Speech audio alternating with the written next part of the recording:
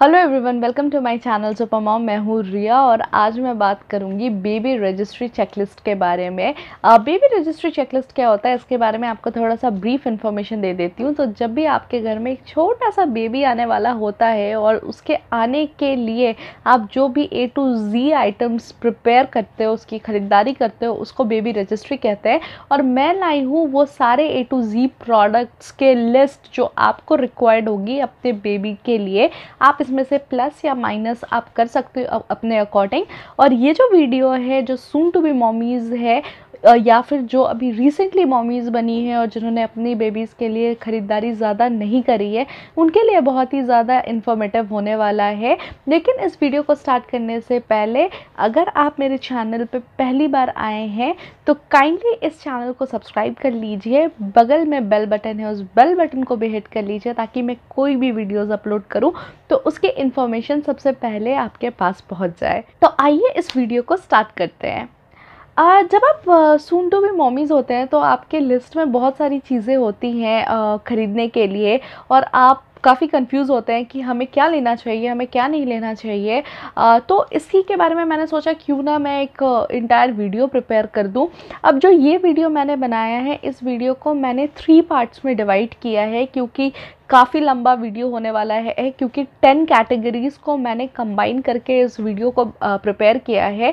तो जो मेरा पहला कैटेगरी है वो जो मेरा पार्ट 1 का वीडियो होगा उसमें मैं 3 चीज़ों के बारे में बात करूँगी। Nursery item, baby gear item और जो तीसरा है वो है डायपरिंग आइटम्स के बारे में।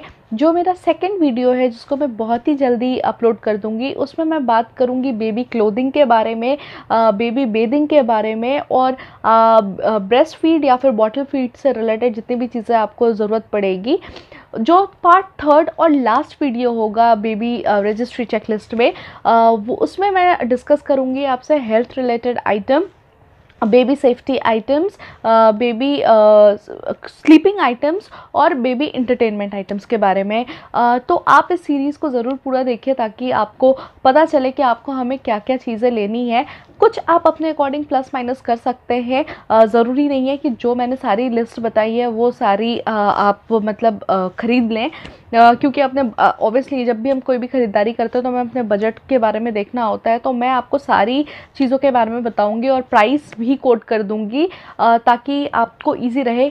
कुछ तो प्रोडक्ट्स मैंने मतलब स्टोर से जाके लिया है, तो उस प्रोडक्ट्स को मैं आपके मतलब उसके तो प्राइस वगैरह मैं एग्जैक्ट आपको नहीं बता पाऊंगी, लेकिन हाँ अगर मुझे वो ऑनलाइन मिलता है तो मैं उसका डिस्क्रिप्शन बॉक्स में लिंक ज़रूर दे दूंगी।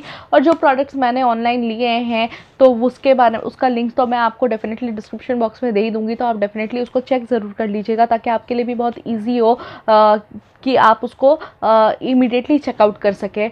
और सबसे बड़ी चीज़ है, जब आप बेबी रजिस्ट्री की चेकलिस्ट आइटम प्रिपेयर करते हैं तो सबसे ज़्यादा आपको ध्यान क्या रखना है कि आप अपने बेबी के लिए क्या क्या आइटम्स आप पहले लेना चाहते हैं और बाद में लेना चाहते हैं। क्योंकि जो इंडिया का कल्चर है वहाँ पे ऐसी बिलीव्स है कि जो बच्चा जब तक नहीं हो जाता तब तक हम कोई प्रोडक्ट्स नहीं लेते हैं। तो आप अगर अभी तक आपने कुछ प्रोडक्ट्स नहीं लिया तो आप इन प्रोडक्ट को बाद में भी ले सकते हैं। लेकिन अगर आपके यहाँ पे ऐसा कोई बिलीव्स नहीं है, जैसे कि मेरे यहाँ पे ऐसा कुछ बिलीव्स नहीं है और हमने बेबी से रिलेटेड सारे आइटम्स पहले ही ले लिए थे, तो अगर आप चाहते हैं तो आप उस टाइम पर भी ले सकते हैं। अब बेबी रिलेटेड आइटम्स अगर आप मतलब प्रेगनेंसी के टाइम पे ले रहे हैं और आपका अभी तक बेबी नहीं आया है और आने वाला है, तो आप कब से ये स्टार्ट कर सकते हैं। तो मैं आपको सजेस्ट करूँगी जब आपका 30 या 31 वीक आपका लग जाए तो आप स्टार्ट कर दीजिए बेबी प्रोडक्ट्स को लेना। क्योंकि जब लास्ट मोमेंट आ जाता है तो प्रेगनेंसी में बहुत ही चलने फिरने में दिक्कत होती है और मैं तो बिल्कुल सजेस्ट नहीं करूँगी कि आप बिल्कुल 35 वीक के बाद आप शॉपिंग करना स्टार्ट करें। तो आइए ज़्यादा ना बोलते हुए मैं इस वीडियो को स्टार्ट करती हूँ। तो जो पहला मैंने लिस्ट प्रिपेयर किया है वो मैंने प्रिपेयर किया है नर्सरी आइटम्स के लिए। तो नर्सरी आइटम्स क्या होता है, जैसे जो बेबी की जो बेडिंग से रिलेटेड चीज़ें हो गई, क्रैडल हो गया, बैसिनेट हो गया, मैट्रेस हो गया, तो ये सारी चीज़ें बेबी नर्सरी में आ जाती है। अब डिपेंड करता है कि आप बेबी नर्सरी को किस तरीके का बनाना चाहते हैं। अगर आप बहुत ही अच्छा और बड़ा नर्सरी बनाना चाहते हैं तो आप बहुत सारी आइटम्स खरीद सकते हैं। लेकिन अगर आप बेसिक बनाना चाहते हैं जिससे आपका काम चल जाए तो वो कुछ लिस्ट है जिसके बारे में मैं आपको बता देती हूँ, जिसके बारे में आपको रिक्वायर्ड होगी। अब जो बेबी नर्सरी आइटम है उसमें भी मैं इसको 2 पार्ट में डिवाइड कर देती हूँ, जो स्लीपिंग वाला पार्ट है स्पेशली। तो जो पहला है जो हमें रिक्वायर्ड होगा वो है बेबी के लिए क्रिब। ऑब्वियसली क्योंकि अगर आप वेस्टर्न कंट्रीज़ की बात करो तो वेस्टर्न कंट्रीज़ का जो रिचुअल है वो अपने बच्चे को साथ में नहीं सुलाते हैं, वो उसके लिए अलग से बेडिंग वगैरह प्रिपेयर करते हैं। तो अगर आप भी चाहते हो अपने बेबी को अलग से सुलाना तो आप उसके लिए क्रिब ले सकते हो। जो क्रिब का स्टार्टिंग प्राइस होता है वो 6000 से स्टार्ट होता है और वो 10 to 12,000 तक भी चला जाता है। और क्रिब के साथ साथ आपको मैट्रेसेस भी लेना पड़ेगा, क्योंकि आप क्रिब जैसे हमारा बेड होता है और बेड के साथ आप मैट्रेस लेते हैं, सेम बेबी के साथ भी वैसा ही होता है कि जैसा अगर बेबी का आप बेडिंग सिस्टम ले रहे हैं यानी एक क्रिब ले रहे हैं तो उसके साथ आपको एक मैट्रेस भी लेनी पड़ेगी। और जो मैट्रेस का कॉस्ट होता है वो अराउंड 6000 से आपका स्टार्ट हो जाता है, तो आप अपने अकॉर्डिंग आप वो ले सकते हैं।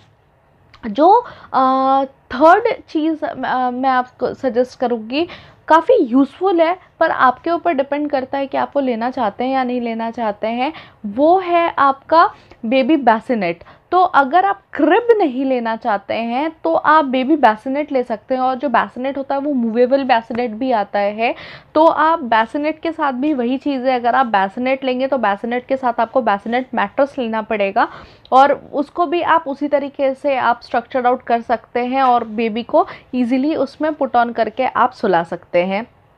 ये तो हो गई बेबी स्लीपिंग आइटम से रिलेटेड। अब जो अगली चीज़ है, अगर इन केस आप अपने बच्चे को अपने साथ में सुलाना चाहते हैं तो बेबी का एक बेडिंग सिस्टम आता है, को-स्लीप बेडिंग सिस्टम भी आता है, वो भी आप ले सकते हैं। मैं आपको दिखा देती हूँ जो मैंने अपने बेबी के लिए लिया था, क्योंकि इनिशियल डेज़ में मैंने अपने बेबी को क्रिब में नहीं सुलाया। ये इस तरीके का इंटायर एक बेडिंग सिस्टम है जिसको मैंने लिया था। ये बेबी हग का टेडी प्रिंट का बेबी जंबो सेट है जिसका कॉस्ट प्राइस है 1225 का। इसमें मुझे कुछ डिस्काउंट नहीं मिला था क्योंकि ये स्टोर से मैंने शॉप किया था। तो आप चाहे तो ऑनलाइन भी इसको चेकआउट कर सकते हैं, आपको ऑनलाइन भी वेरी इजीली मिल जाएगा।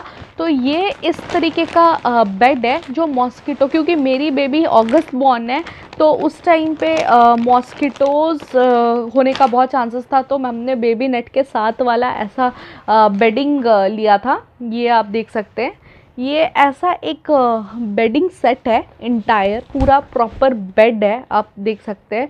ये मैंने लिया था और मैंने बेबी को मैं इसमें सुलाया करती थी। और इसमें बहुत ही अच्छा एक मॉस्किटो नेट टाइप का भी है, तो आप बेबी को सुला के आप ऐसे इस तरीके से इसको कवर कर सकते हो। तो अगर आप को स्लिप करा रहे हो तो आप अपने बेड में इसको रख सकते हो, क्योंकि ये भी बहुत फर्म मटेरियल है।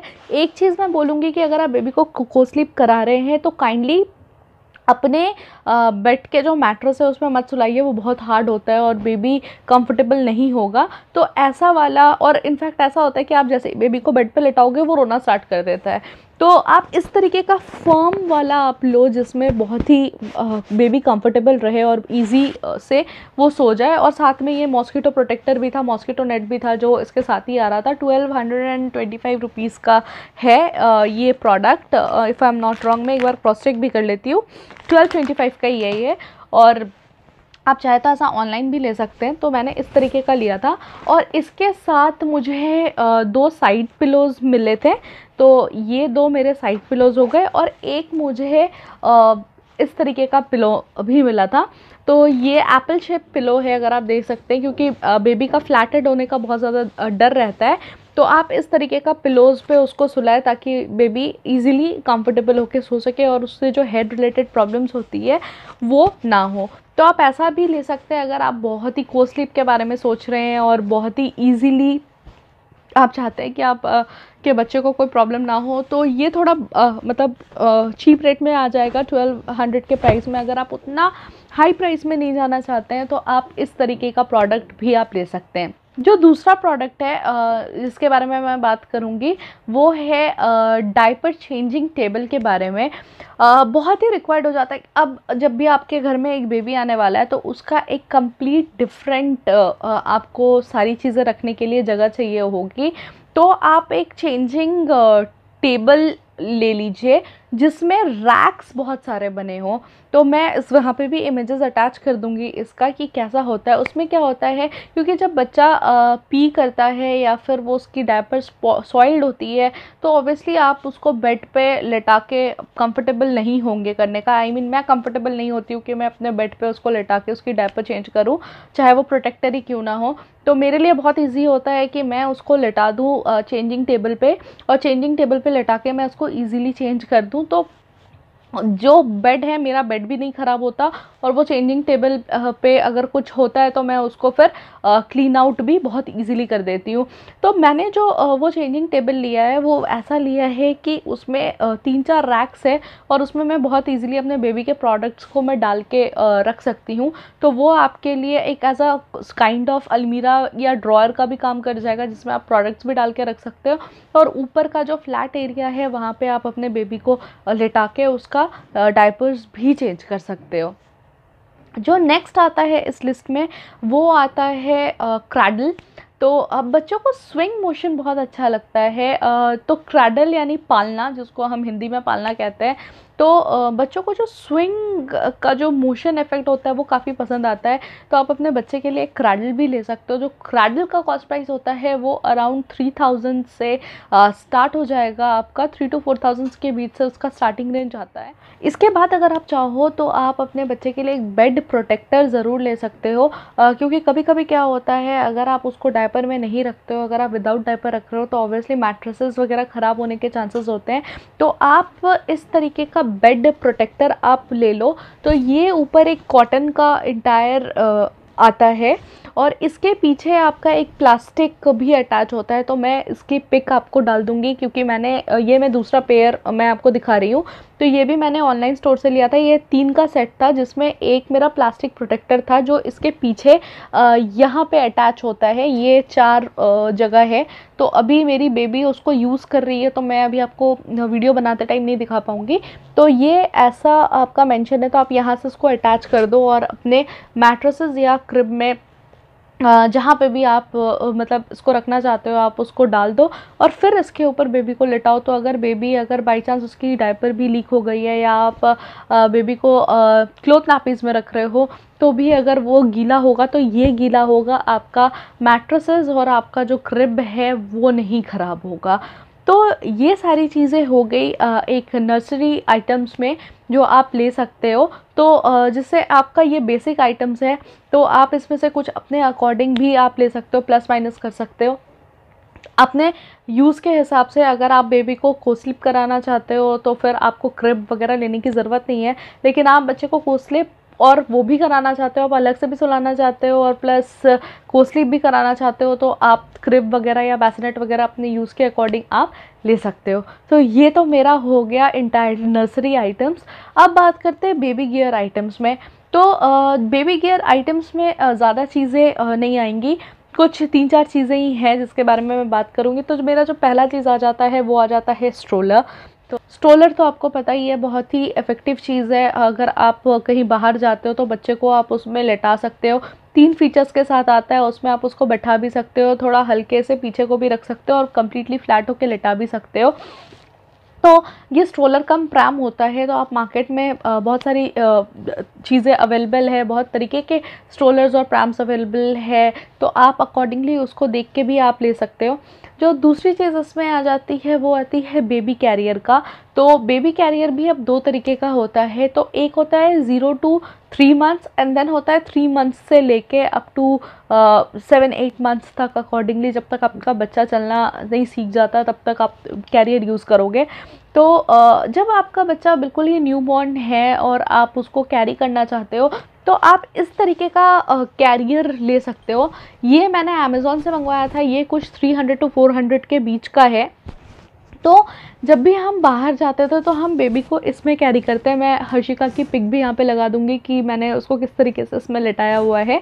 तो ये यहाँ पे आप देख सकते हो। और इवन तो अगर आप मुझे इंस्टाग्राम पे और फेसबुक पे अगर आप फॉलो कर रहे हो, तो आपको वहाँ पे भी मेरे और मेरे बेबी की पिक्चर्स बहुत सारी मिल जाएगी। तो आप वहाँ पे भी देख सकते हो कि हमने इसको 0 to 3 मंथ्स तक बहुत यूज़ किया है और बहुत ही इफेक्टिव है। इनफैक्ट जब हम उसको हॉस्पिटल से घर भी लाए थे तो भी हम उसको इसी तरीके से लाए थे और काफ़ी कंफर्टेबल होता है। ये भी काफ़ी फर्म है इसका बेबी कैरियर, तो आप इसमें बेबी को रख के सुला भी सकते हो और उसके बाद आप इसको लेके कैरी भी कर सकते हो।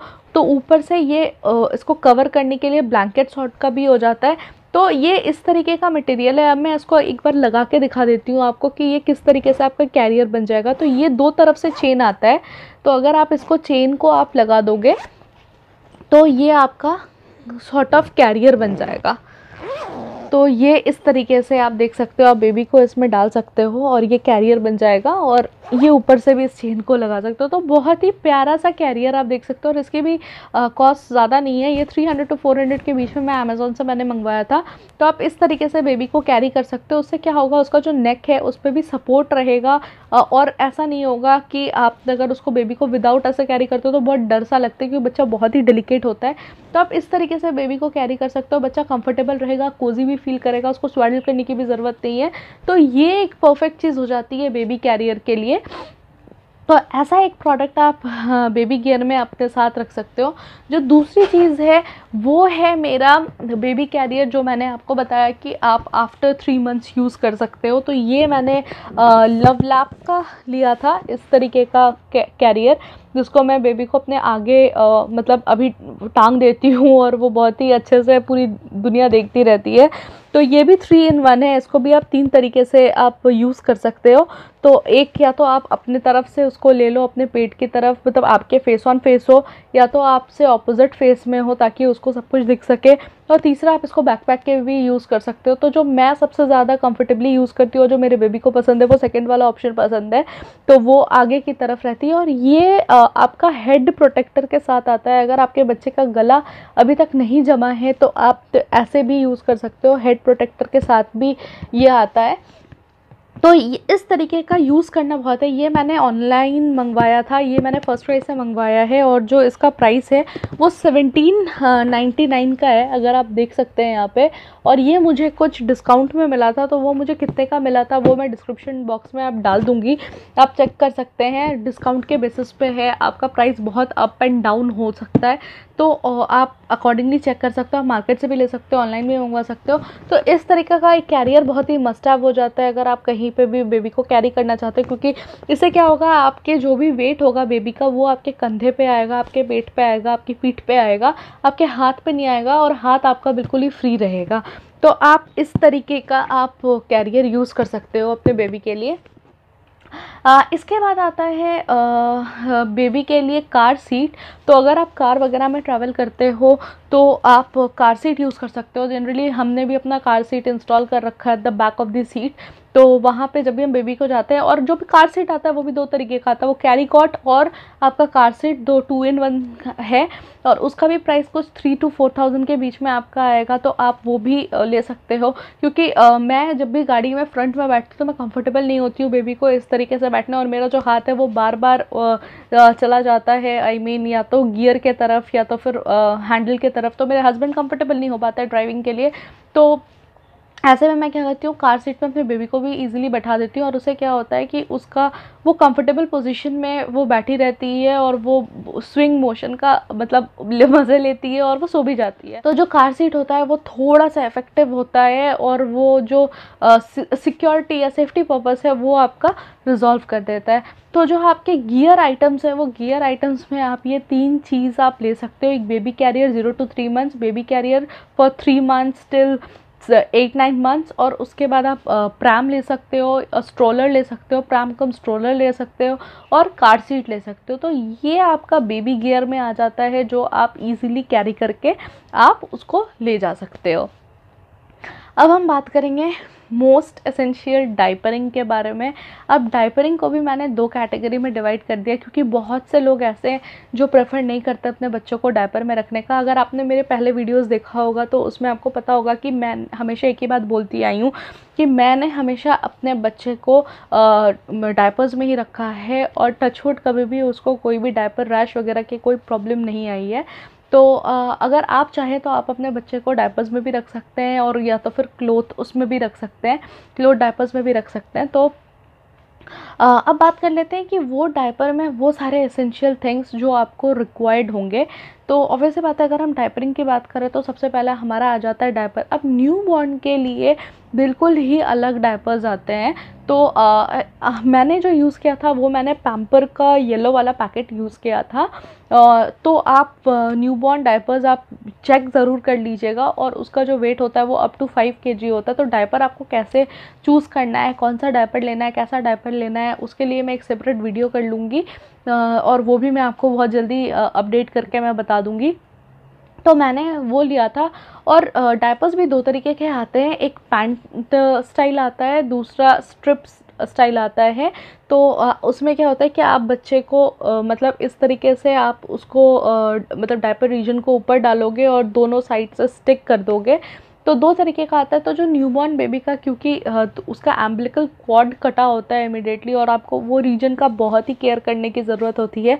तो आप उस टाइम पे पैंट स्टाइल डायपर चाहो तो आप डाल सकते हो, बट मैंने नहीं डाला था और मैं रिकमेंड भी नहीं करूँगी क्योंकि उससे क्या होता है, क्योंकि पैंट स्टाइल डायपर थोड़ा ऊपर को जाता है, तो अगर थोड़ा सा भी कुछ ऊपर नीचे अगर हो गया तो वहाँ पे चोट लगने के चांसेस होते हैं। तो आप स्टिक ऑन डायपर्स आप यूज़ कर सकते हो, जिसमें बेबी को आपने डायपर्स ऊपर करा और दोनों साइड से स्टिक कर दिया, और चाहे तो उसको अब ऊपर से अगर वो रीजन आपको लगता है कि उसके उस पोर्शन को टच कर रहा है तो आप उसको मोड़ के भी आप यूज़ कर सकते हो। तो मैंने ऐसे ही यूज़ किया था। तो आप डायपर आप ले लो, तो डायपर का एक पैकेट या 2 पैकेट आप लेके रख लो, बहुत ही ज़रूरी है, क्योंकि बच्चा बहुत ही जल्दी डायपर सॉइल्ड कर देता है, और उसकी फ्रीक्वेंसी जो होती है मतलब पी करने की या फिर पूप करने की वो बहुत ज़्यादा हाई होती है। तो आपको बहुत जल्दी जल्दी डायपर चेंज करना पड़ेगा। तो ये तो आपको डायपर के लिए, डायपरिंग में सबसे बड़ी इंपॉर्टेंट होती है डायपर। जो दूसरी चीज़ होती है वो अगेन मैं आपको बोलूँगी वाइप्स। तो ये सारे चीज़ों के बारे में भी मैंने आपको बोला है कि आप मतलब मेरे प्रीवियस वीडियोस में मैंने डिस्कस किया है। अगर आपने मेरे वो वीडियोस नहीं देखे हैं तो आपसे रिक्वेस्ट करूँगी कि काइंडली आप वो सारे वीडियोस भी देखिए, ताकि आपको इन्फॉर्मेशन मिल जाए। तो जो सेकेंड चीज़ होती है वो होती है बेबी वाइप्स। जब भी आप बेबी वाइप्स यूज़ करें, आप इंश्योर करें कि उसमें अल्कोहल ना हो या फिर कोई भी सेंटेड ना हो, क्योंकि उससे बेबी को कट वगैरह होने का या छिलने का चांसेस हो जाता है। कट नहीं बोलूँगी, छिलने का चांसेस हो जाता है। उसके बाद वाइप्स जो है, उसके अलावा आपको क्या लेना है बेबी के लिए, मतलब डायपर रैश क्रीम।